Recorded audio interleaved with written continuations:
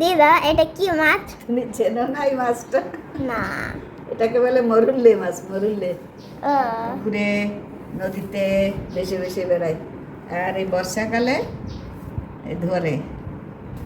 এই মাছটা কি দিয়ে খায়? এই মাছটা আলু পেঁয়াজ রসুন দিয়ে বেশ ঝাল ঝাল করে ঝাল করে খায়। তাহলে তুমি আজকে এটা কিভাবে বানাবে? সেটাই ভাবছি কি করা যায়। দেখি কি করা যায়, রান্না করে দেখি, তখন বলবো কি করা যাবে। টেস্টি করে বানাবে, আমি খাবো। আচ্ছা, তুমি কি ঝাল খাবে হ্যাঁ। মাছটা দিয়ে? এটাকে লবণ হলুদ মেখে রেখে দিলাম কিছু সময়ের জন্য। এবার আলুটাকে ভালো করে খোসা ছাড়িয়ে নিয়ে কেটে জলে ভিজিয়ে রাখবো কিছু সময়। তো দেখো দিদা আলুটা কেটে নুন দিয়ে রেখেছে, কিছু সময়ের জন্য মেখে রেখেছে।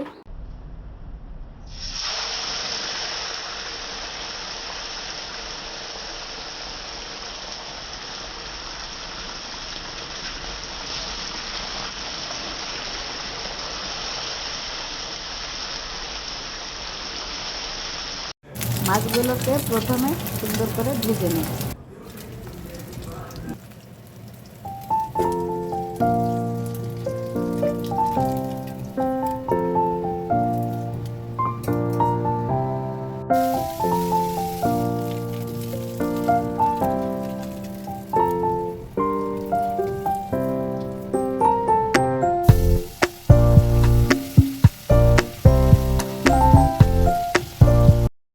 বাহ দিদা মাছগুলো ভাজা হয়ে গেল। হ্যাঁ, আচ্ছা।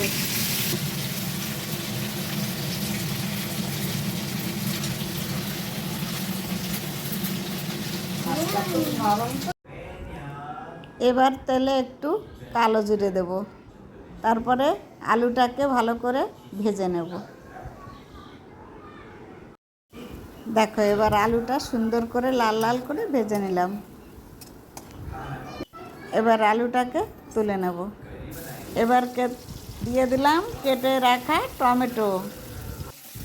এবার দিয়ে দিলাম একটু লবণ, তারপরে দিলাম পেঁয়াজ কুচি কাঁচা লঙ্কা। এবার এগুলোকে সুন্দর করে ভেজে নিলাম। এবার মশলাটাকে আমি ভালো করে কষিয়ে নিলাম। দিলাম হলুদের গুঁড়ো, দিলাম লঙ্কার গুঁড়ো। এবার ভেজে রাখা আলুটা এর ভিতরে দিয়ে দিলাম। এবার এগুলোকে ভালো করে মিশিয়ে নেড়ে নেব।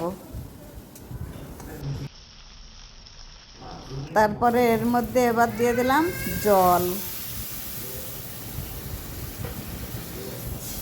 জলটা দিয়ে একটু ঢাকা দিয়ে দিলাম। এবারে ভেজে রাখা মাছগুলো ঝোলের ভিতরে দিয়ে দেব।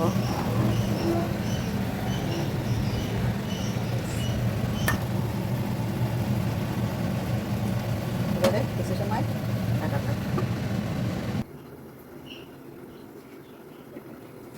খুব সহজেই এই রান্নাটা তাড়াতাড়ি রেডি হয়ে যায়। নর্মাল রান্না, তোমরাও রান্না করে খেয়ে দেখতে পারো, মনে হয় খুব ভালোই লাগবে।